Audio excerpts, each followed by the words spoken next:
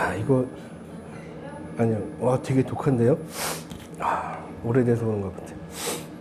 자, 우리 오늘 하나의 말씀을 보시도록 하겠습니다. 로마서 14장 7절과 9절 말씀입니다. 로마서 14장 7절과 9절 말씀, 7절에서 9절까지의 말씀입니다.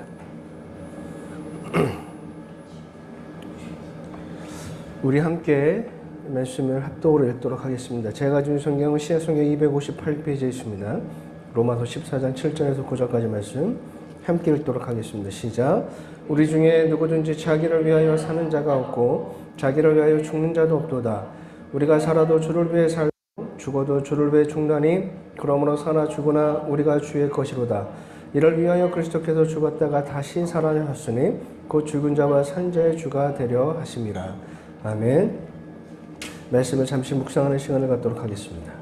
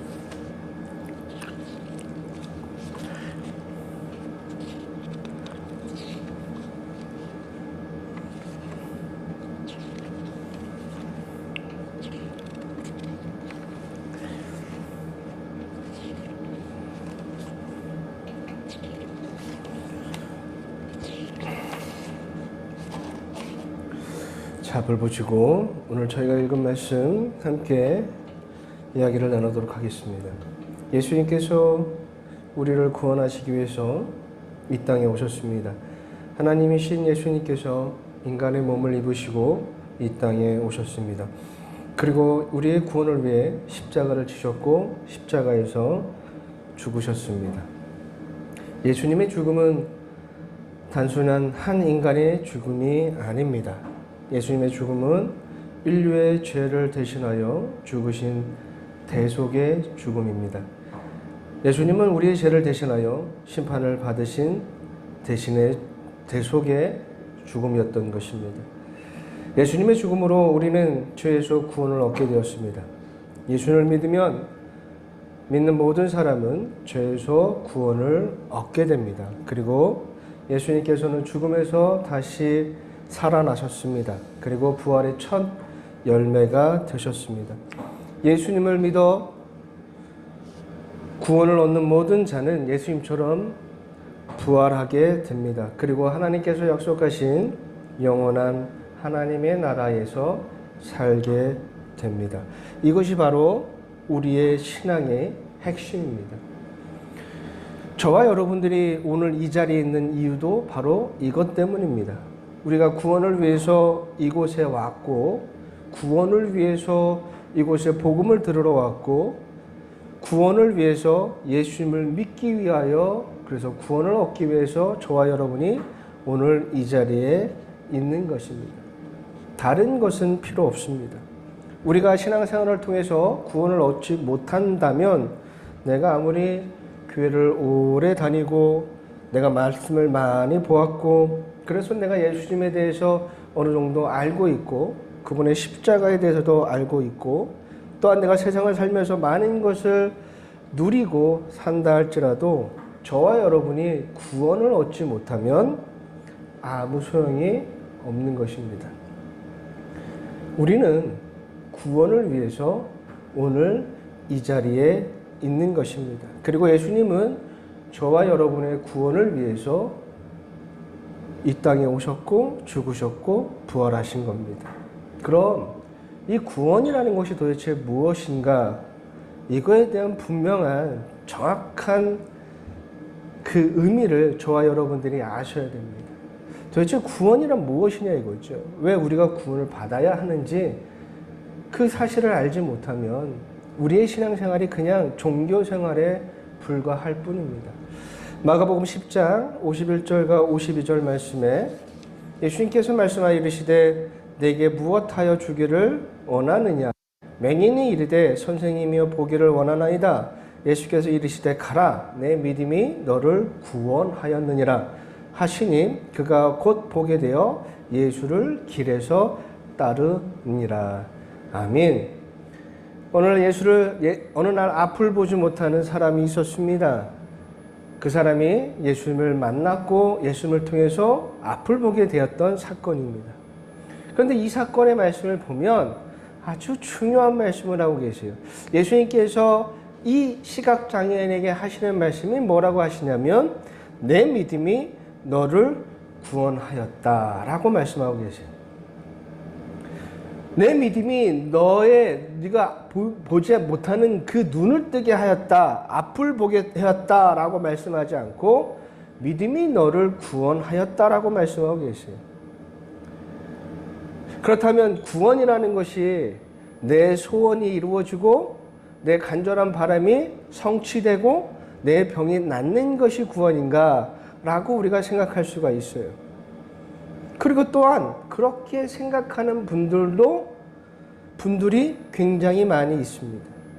내가 간절히 바라는 것이 하나님을 통해서 이루어지고 내 소원이 이루어지는 것을 믿음이라고 생각하고 내가 그런 은혜를 받으면 또한 받았으니 내가 구원받은 것으로 구원을 얻은 것으로 생각하는 분들이 상당히 많이 있습니다. 우리 많은 시간 이와 같은 신앙의 모습을 가지고 신앙생활을 해왔습니다. 저 역시 모태신앙인으로서 50년을 교회를 다녔지만 저도 이와 같은 신앙생활, 이와 같은 생각으로 그렇게 많은 시간 동안 신앙생활을 해왔습니다. 그런데 그런 신앙 가운데 구원의 분명한 확신이 있었던가요? 그렇지 않습니다. 안타깝게도 그렇지가 않아요. 그렇게 많은 시간 하나님을 찬양했고 예배했고 기도했습니다. 나의 죄에 대한 고백도 하고 눈물도 흘렸어요. 저 역시 전도사님이나 목사님이 가르쳐 주신 대로 밤새 기도를 했던 적이 있었습니다. 그런데 내가 그런 많은 시간을 예배하고 교회를 다녔고 말씀을 보고 설교를 듣고 예배에 참여하고 기도도 하였지만 내 안에는 구원의 분명한 확신이 없었어요. 그리고 늘 내 마음속에 어떠한 물음이 있었냐면 나는 정말 구원받는 사람이 맞는가? 나는 정말 구원을 받았을까? 이거에 대한 물음이 사라지지 않았습니다. 눈물로써 어느 때는 이 눈물로써 막 기도하고 나면 뭔가를 좀 이룬 건 같긴 해요. 그래서 내가 막 하나님 앞에 막 눈물로 막 기도하면 그래 내가 구원받은 사람이니까 이렇게 눈물로 기도하는 거겠지 라는 확신이 아니라 그런 생각에 빠져들 때가 많았습니다. 구원받은 사람이니까 죄에 대해서 생각하고 죄에 대해서 이렇게 눈물을 흘리는 것이 아닐까. 그런데 그렇게 눈물을 흘리고 기도할 때는 뭔가 조금 이렇게 후련한 마음에 내가 구원받은 사람 맞겠지라고 생각했지만 시간이 조금만 지나면 또다시 불안한 마음이 또다시 생겼던 거예요. 그러니까 구원에 대한 확실한 그런 것이 없었어요. 그러니까 구원의 확신이 없으니까 다른 것으로 막 구원의 확신을 삼으려고 했던 것 같습니다. 저는 어렸을 때부터 좀 몸이 약했어요. 많이 아팠습니다. 어렸을 때는. 그래서 병원도 많이 다녔었고 특히 저는 어린 시절에 변명이 뭔지 모르겠는데 갑자기 숨을 쉬지 못하는 그런 질병에 걸렸어요. 그래서 숨을 제대로 쉬지 못해서 위험한 순간을 때때로 맞이하기도 했습니다. 그래서 제가 아직도 기억나는 사건이 하나 있는데 아주 어렸을 때요. 한 7살 때, 8살 때쯤 일었던 것 같은데 제가 자다가 또 숨을 쉬지 못하니까 아버지께서 저를 업고 달리셨는데 어디로 가셨냐면 병원이 아니라 교회로 달려가셨어요. 그리고 그 새벽에 그 한밤중에 이제 막 교회 문을 두들기고 들어가셔서 이제 교회에 계시는 그 목사님의 이제 아내 되시는 사모님께 기도를 받았는데 신기한 건 뭐냐면 숨을 못 쉬던 애가 헉헉 대던 애가 갑자기 숨이 정상적으로 돌아오는 거예요. 여러분 놀라운 일이죠. 그래서 저는요 어렸을 때 아프면 병원을 먼저 가기보다는 항상 교회를 먼저 갔어요. 제가 왜 이런 얘기를 드리냐면 내 안에 구원의 확신이 없으니까 누군가 나에게 구원에 대한 이야기를 물어보면 항상 내가 경험했던 이 신기한 일들을 막 늘어놓는 거예요. 하나님께서 나에게 베푸신 놀라운 일들을. 내가 이렇게 신기하고 놀라운 일을 경험했으니까 내가 구원받은 사람 맞겠지? 라는 그런 생각이 저에게 있었던 것 같아요. 하지만 이런 생각만으로 구원의 확신이 생기거나 또한 오래 지속되지 않다 보니까 계속해서 이와 같은 신기하고 놀라운 일들이 내게 있기를 간절히 원하고 많은 시간 그렇게 기도했던 것 같아요. 하나님 나에게 구원의 확신이 없으니 저에게 또다시 이러한 신기하고 놀라운 은혜를 허락해 주십시오. 내가 구원에 대해서 확신할 수 있도록 나에게 은혜를 베풀어 주십시오. 라는 기도를 참 많이 했던 것 같아요. 내 몸에 생긴 이 통증의 원인이 무엇인지는 제대로 파악하지 못한 채 어디서 이 통증이 발생되고 있는지는 제대로 알지 못하면서 그냥 진통제로 이 통증을 다스리는 것처럼 구원에 대해서는 잘 모르면서 신기하고 놀라운 일이 나에게 발생하면 그것이 구원의 은혜인 것처럼 생각하는 신앙생활을 아주 오랫동안 했습니다. 그런데 여러분, 신기하고 놀라운 일을 경험했다고 해서 그 사람이 꼭 구원받는 사람은 아닙니다. 말씀을 보시고 꼭 기억하시길 바랍니다. 고린도전서 13장 2절 말씀이에요. 우리 한번 읽어보도록 하겠습니다. 시작. 내가 원하는 능력이 있어 모든 비밀과 모든 지식을 알고 또 산을 옮길 만한 모든 믿음이 있을지라도 사랑이 없으면 내가 아무것도 아닙니다. 아멘. 놀랍고도 신비한 능력을 갖췄거나 그 능력을 발휘한다 할지라도 사랑이 없으면, 즉 예수 그리스도의 사랑을 통한 구원이 없으면 아무 소용이 없다는 말씀을 하고 계세요. 그리고 마태복음 7장 22절과 23절에서도 예수님께서 같은 말씀을 하고 계시죠. 그날에 많은 사람이 나더러 이르되 주여 주여 우리가 주의 이름으로 선지자 노릇하며 주의 이름으로 귀신을 쫓아내며 주의 이름으로 많은 권능을 행하지 아니하였나이까 하리니 그때 내가 그들에게 밝게 말하되 내가 너희를 도무지 알지 못하니 불법을 행하는 자들아 내게서 떠나가라 하니라. 아멘. 놀랍고 신기한 일을 경험하고 그런 일을 또 내가 버린다 할지라도 그것이 곧 믿음이 아니고 곧 그것이 구원에 관련된 것이 아님을 예수님께서 우리에게 말씀해 주고 계십니다. 그럼 도대체 구원이란 뭘까요?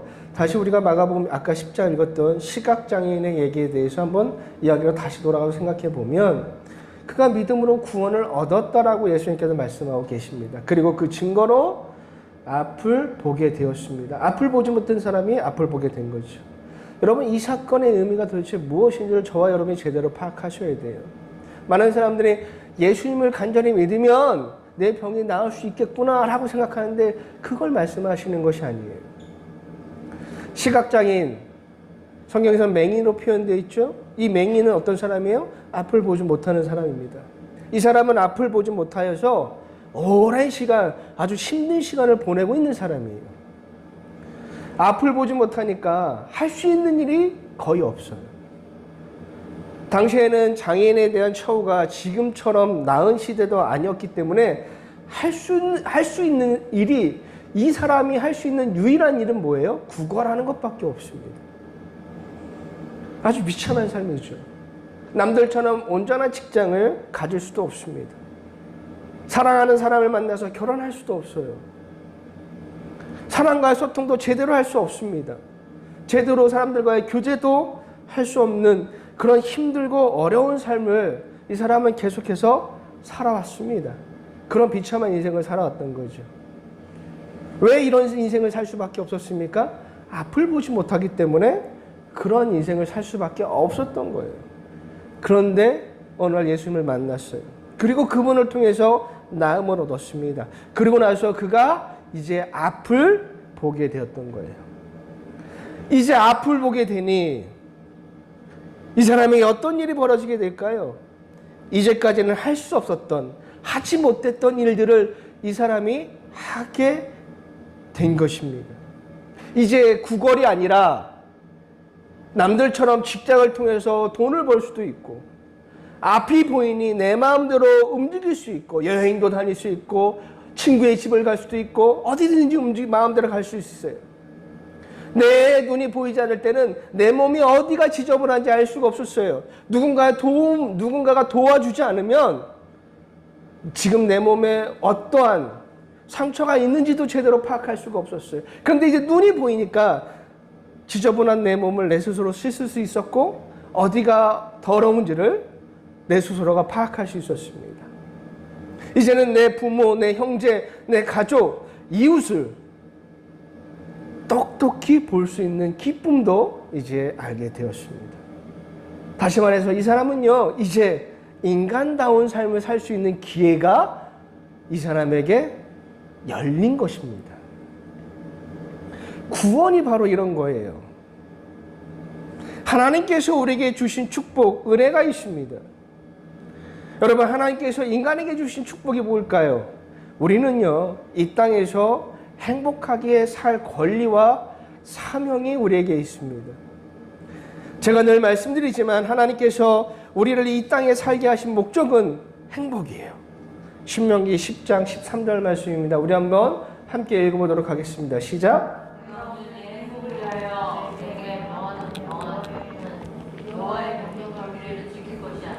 아멘. 하나님의 말씀은요, 인간의 행복에 목적이 있는 거예요. 우리의 행복을 위해서 하나님의 말씀을 주신 거예요. 이렇게 살 때 너희가 가장 행복하다라는 것을 말씀을 통해 가르쳐 주신 거예요. 가르쳐 주고 계신 거예요. 그런데 이 행복이요, 죄로 인해서 변질되고 파괴된 거예요. 하나님이 이 땅을 창조하실 때 모습을 보시면 아담과 하와의 행복을 위해서 모든 것을 먼저 만드셨다는 것을 우리가 알 수가 있습니다. 여러분, 하나님께서 이 땅을 창조하시는 그 창조하시는 순서를 한번 보시면 모든 것이 누구에게 향하고 있냐면 인간에게로 향하고 있어요. 인간을 먼저 창조하시고, 야, 너희들이 필요한 건 너희들 스스로 만들고 생산하라고 말씀하지 않으시고, 인간에게 필요한 모든 것들을 창조하신 다음에, 그 다음에 모든 것을 완벽하게 창조하신 다음에, 그 다음에 맨 마지막에 인간을 창조하신 거예요. 하나님은 인간의 행복을 위해 모든 환경을 만들어 주신 거예요. 하지만 아담의 죄로 인해서 이 모든 것이 파괴되고 변질되어 버렸어요.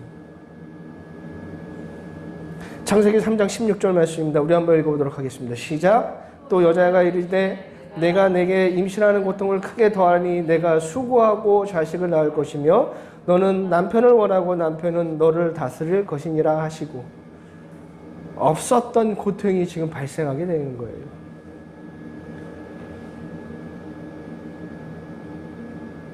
창세기 3장 18절과 19절 말씀에 땅이 내게 가시덤불과 엉겅퀴를 낼 것이라 내가 먹을 것은 밭의 채소인즉 내가 흙으로 돌아갈 때까지 얼굴에 땀을 흘려야 먹을 것을 얻으리니 내가 그것에서 취함을 입었음이라 너는 흙이니 흙으로 돌아갈 것이니라 하시니라.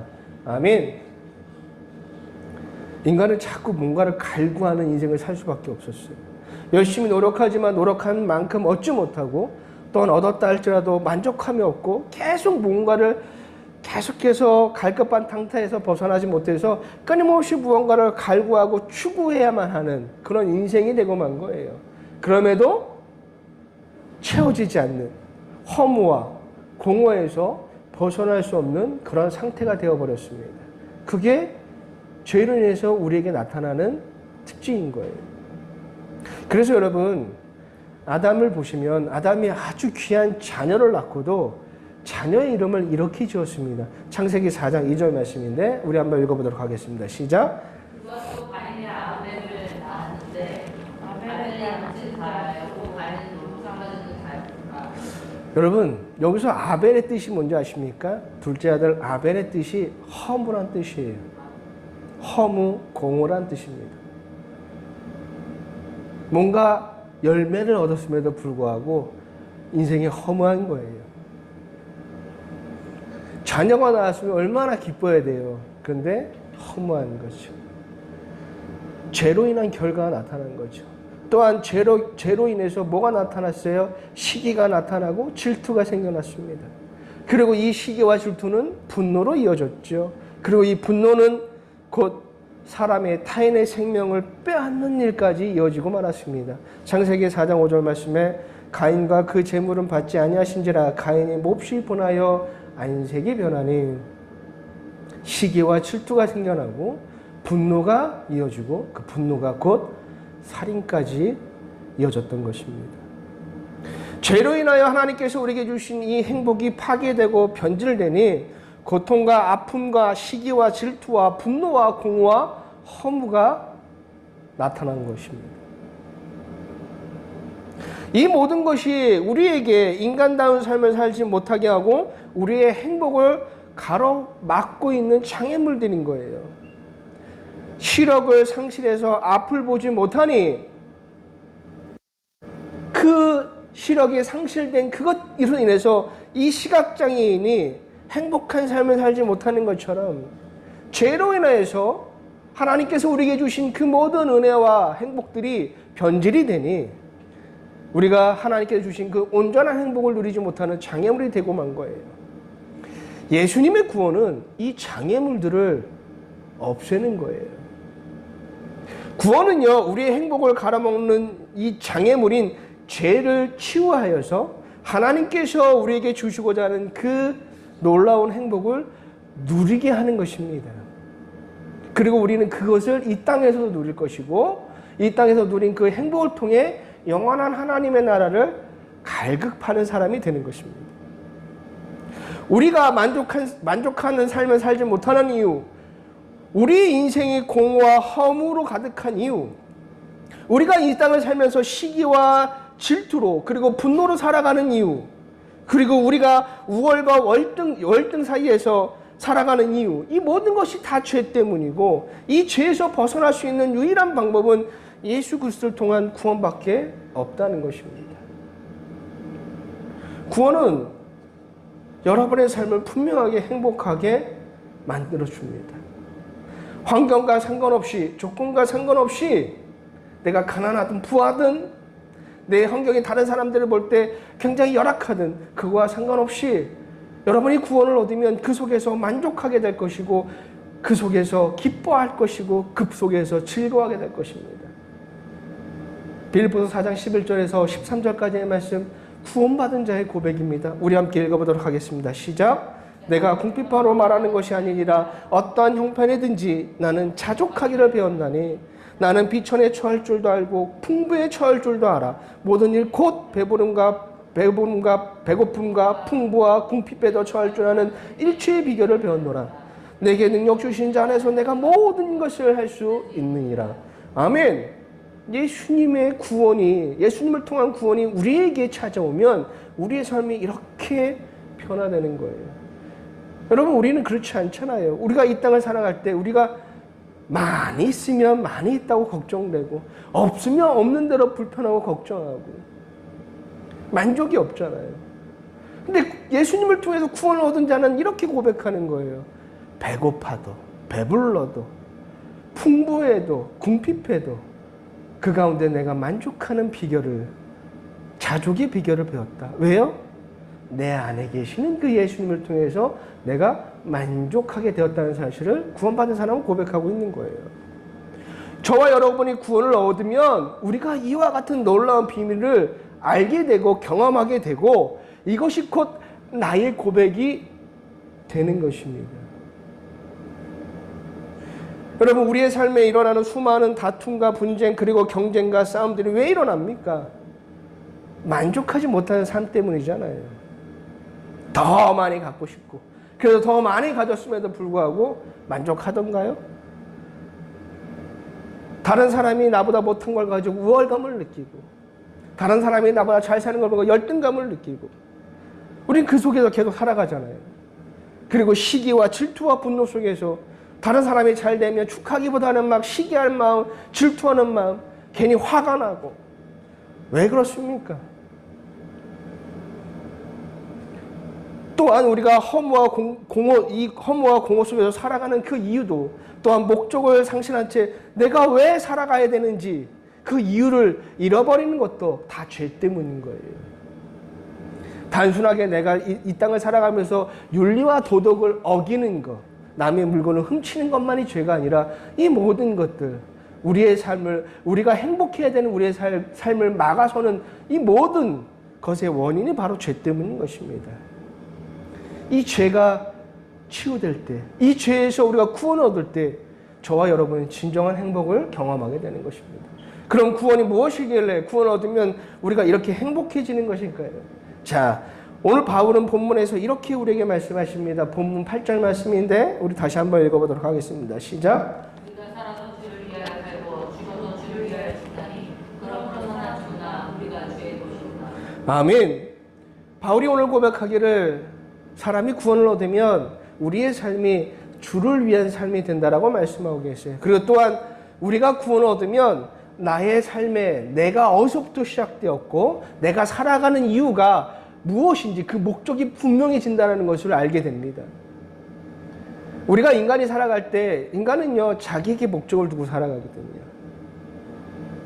근데 어느 순간 그 목적을 잃어버린 순간 그 목적을 상실한 사람들이 많은 순간들이 스스로 삶을 마감하기도 되거든요. 그런데 예수님을 믿어도 구원을 얻으면 이 목적이 분명히 생기는 거예요. 나에게 그 목적이 있지 않고 주님에게 있음을 분명하게 깨닫게 됩니다. 그럼 주님을 위한 삶이라는 게 도대체 무엇이냐? 이걸 우리가 알아야겠죠. 주님을 위한 삶이란 주님의 뜻을 이루는 삶인데 주님의 뜻, 하나님의 뜻은 어디에 있습니까? 성경 말씀에 다 기록되어 있습니다. 그리고 성경에 기록된 수많은 하나님의 말씀이 있는데 이 말씀의 핵심이 뭐예요?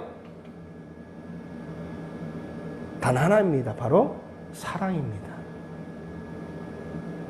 로마서 13장 10절 말씀에 사랑하는 이웃에게 악을 행하지 않나니 그러므로 사랑은 율법의 완성이니라. 아멘. 사랑인 거예요. 여러분 우리가 구원을 받으면요 우리가 사랑이라는 것이 무엇인지 알게 되고 사랑을 경험하게 되고 그 사랑으로 변해서 사랑 안에 살아가는 자가 되고 사랑을 실천하는 사람이 되는 겁니다. 그것이 하나님의 뜻을 이루는 거고 하나님을 위한 삶인 거예요. 여러분 사도 바울이 쓴 수많은 그 편지들 있잖아요. 하나님의 말씀을 기록한 신약 성경의 대부분 절반 이상을 사도 바울이 기록했는데 사도 바울이 이 편지를 쓰면서 가장 많이 쓰고 있는 단어가 바로 사랑이에요.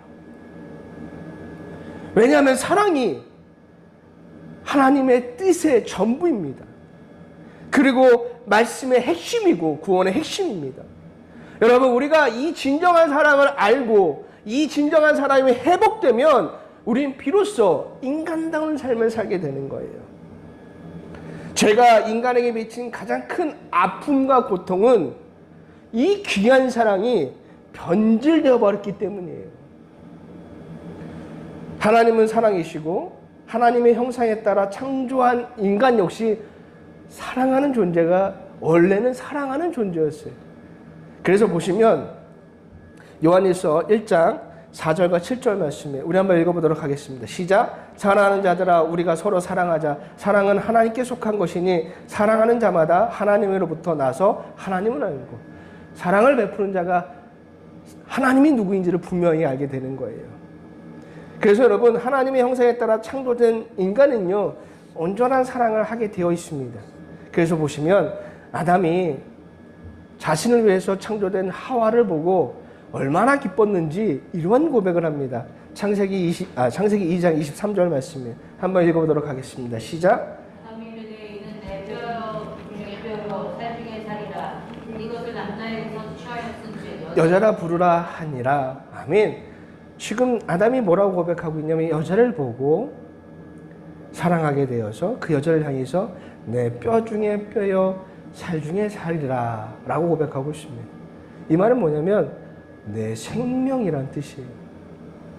내 목숨과 같은 존재, 내 목숨보다 더 귀한 존재.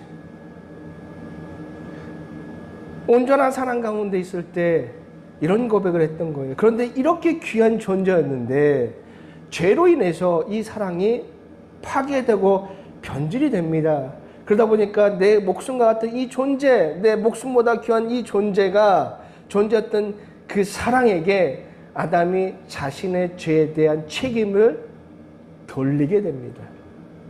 창세기 3장 12절 말씀에 아담이 이르되 하나님이 주셔서 나와 함께 하신 여자 그가 그 나무 열매를 내게 주므로 내가 먹었나이다. 사랑이요, 죄로 인해서 파괴되니까 뭐래요? 이기심으로 바뀌었어요. 나부터 살자 이거예요. 나에겐 책임이 없다는 거예요. 저 여자가, 내 목숨과 같은 저 여자가 나에게 그 죄를 범하게 만들었다라는 거예요. 사랑이, 온전한 사랑이 아담 안에 있을 때는 당신이 먼저였는데 이 사랑이 변질되니까 이기심으로 바뀌어서 너 때문이라고 바뀌어버린 거예요. 사랑이, 온전한 사랑이 아담 안에 있을 때는 당신이 내 생명이라고 고백했는데 죄로 인해서 이 사랑이 변질되고 파괴되니까 내가 살고자 내 모든 잘못의 원인이 저 여자 때문이라고 이야기하고 있습니다. 사랑이 변질되니 이기가 되었고 사랑이 파괴가 되니까 분노가 되어버렸고 사랑이 변질되니 질투와 허무와 공허가 그 안에 찾아오는 거예요. 그런데 구원을 얻으면 우리가 이 온전한 사랑을 하는 사람으로 바뀌게 되는 거예요. 하나님의 사랑은 위대한 거예요. 여러분, 예수님께서 우리를 위해 죽으신 이유도 사랑 때문입니다. 베드로전서 4장 8절 말씀에 우리 한번 읽어보도록 하겠습니다. 시작. 무엇보다 뜨겁게 서로 살장할지니 사랑은 허다한 죄를 덮으니라. 아멘. 주님의 사랑으로, 십자가의 사랑으로 내 안에 이 사랑이 찾아오면 용서하지 못할 사람이 없다라는 거예요. 예수님이 사랑이 내 안에 머물면 타인을 시기하고 질투하고 분노하고 판단하고 비판하기보다는 용납하고 이해하고 용서하고 그를 위해 눈물을 흘리게 만듭니다. 그것이 예수님의 사랑이에요. 누가복음 6장 35절에서 38절까지 말씀에 우리 한번 읽어보도록 하겠습니다. 시작.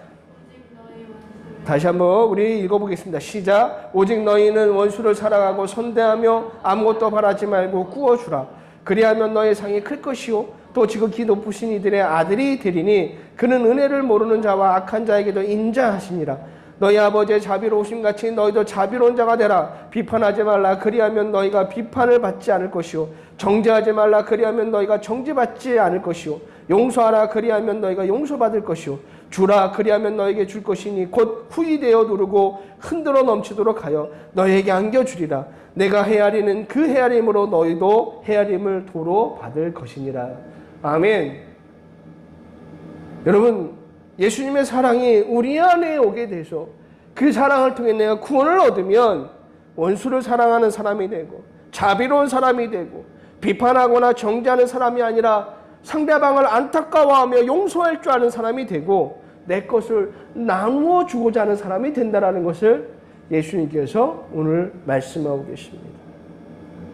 그리고 우리가 이 사랑이 찾아와서 이 사랑이 이끄는 대로 실천할 때 우리 안에 넘쳐나는 만족과 기쁨과 감격이 생겨납니다.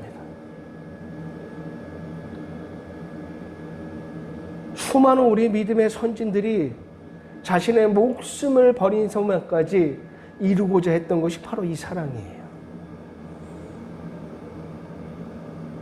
여러분, 예수를 믿지 않아도요, 우리가 우리의 인생 속에서 살아가는 시간 속에서 우리가 사랑하는 사람들, 어떤 연인들이나 어떤 가족이나 사람들 서로 사랑하는 모습을 보면 나무도 모르게 흐뭇해져요. 행복해집니다.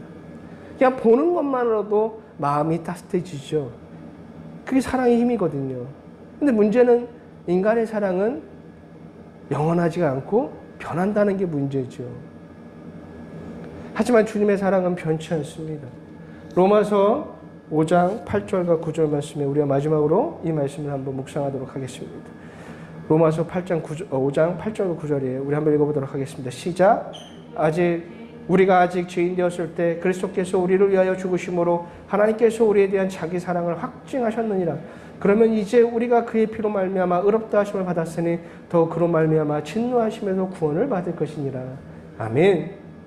주님의 사랑이 변치 않는 것은요, 그 사랑이 그냥 딱 십자가의 사랑으로 예수님이 죽으시고 부활하시고 그걸 끝나는 것이 아니라 그 사랑은 지금도 계속해서 이어지고 있어요.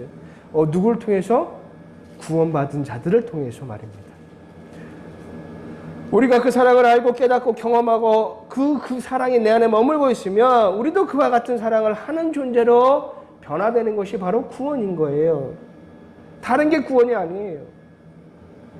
예배 열심히 드리는 게 구원이 아니라, 교회 빠짐없이 나오는 게 구원이 아니라, 여러분의 삶에서 이 예수님의 사랑이 계속 흘러 넘쳐나는 것, 내 삶을 통해서 이 예수 그리스도의 십자가의 그 사랑이 나의 삶을 통해서 나타나는 것, 이것이 구원이에요.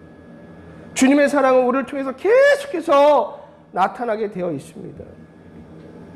우리가 이 땅에서 계속해서 살아가는 이유, 그 목적은 이 사랑 때문이에요. 주님의 사랑이 나를 살게 하는 이유가 됩니다. 주님의 사랑을 받은 사람은 그 사랑을 나누고 싶어 합니다. 그래서 나에게 주어진 삶이 끝날 때까지 구원받은 사람은 이 예수님의 사랑을 나누고자 하는 사람이 돼요. 분명한 목적이 있잖아요. 그러니까 인생을 허투루 살지 않습니다. 사랑을 나누기 위해서 일하고, 사랑을 나누기 위해 쉬고, 사랑을 나누기 위해서 공부하고, 사랑을 나누기 위해서 살아가는 그런 사람이 되는 게 바로 구원받은 사람인 거예요. 그리고 사랑을 나누는 것이 얼마나 행복한 것인지, 사랑을 나눌 때 내 안에 얼마나 많은 만족감이 찾아오는지, 사랑을 나눌 때 내 안에 얼마나 큰 기쁨이 찾아오는지, 구원받은 사람은 알기에 더욱더 사랑을 나누는 사람이 됩니다. 여전히 주님의 사랑을 몰라서 불쌍한 인생, 그래서 만족하지 못하는 인생을 살아가고 공허와 허무 속에 사로잡히는 그 불쌍한 인생, 시기와 질투와 분노 속에 살아가는 그 인생에 주님의 사랑을 함께 경험하고 함께 누리며 살기를 바라며, 구원받은 사람은 이 사랑을 어떻게든지 전하고 싶어하는 사람이 됩니다. 살아갈 확실한 이유와 목적이 생겼죠. 목적이 있으니 열정이 생기고 간절한 바람이 그 안에 생기니 인생을 열심히 살아갈 수밖에 없는 거예요. 때로 힘들고 지쳐서 주저앉고 싶을 때도 분명히 있습니다. 그리고 포기하고 싶을 때도 분명히 찾아올 거예요. 그러나 구원받은 사람은 그 순간에 기도를 통해서 예수님의 사랑을 기억하고 말씀을 통해 내가 받은 사랑을 다시 묵상하면서 그 묵상을 통해서 다시 일어설 힘을 얻게 되고 또다시 열심히 달려갈 힘이 나에게 찾아옴을 경험하게 되는 거예요. 여러분, 우리가 이 사랑을 알아야 됩니다. 하나님이 당신을 얼마나 사랑하고 계시는지를, 그 사랑을 분명히 아시면 돼요. 하나님께서 당신을 사랑하셔서 가장 귀한 독생자 예수님을 이 땅에 보내셨습니다. 그리고 우리를 온전한 사랑을 할 수 있는 사람으로 구원하시기 위해서 우리의 죄를 대속하여서 예수님을 십자가에서 죽이셨습니다. 여러분, 그 사랑을 생각하십시오. 그 사랑을 묵상하시고 그 사랑을 기억하시기를 바랍니다. 그리고 그 사랑이 내 안에 머물도록 간절히 기도하시기를 바라요. 삶이 지치고 힘드십니까? 만족하지 못하는 인생을 살고 계세요? 아무리 내가 노력하고 아무리 많은 걸 성취하고 누려도 공허와 허무가 나에게 있고 상실감으로 많은 힘든 시간들을 보내고 계십니까? 또는 시기와 질투로 너무나 인생이 힘들고 분노가 여러분 사라지지 않고 계십니까? 내 삶은 왜 이렇게 힘들까라는 생각이 드시고 내가 무엇을 위해서 살아야 하는지 모르시겠습니까? 그러면 예수님의 사랑을 받으십시오. 그 예수님의 사랑이 여러분을 죄에서 구원하여 주십니다. 십자가에 달리신 예수님을 바라보시고 그 십자가를 통해서 내가 어떤 존재인지를 깨달으시고 십자가를 통해 나에게 베푸신 그 사랑을 통해서 여러분의 그 죄를 치유받고 죄에서 구원을 받아 새 사람이 되시기를 주님의 이름으로 간절히 부탁드립니다. 예수님의 사랑이 우리를 구원하여 주십니다. 그 사랑을 받으시기 바랍니다. 이 시간 오늘 말씀을 위해서 함께 기도하도록 하겠습니다.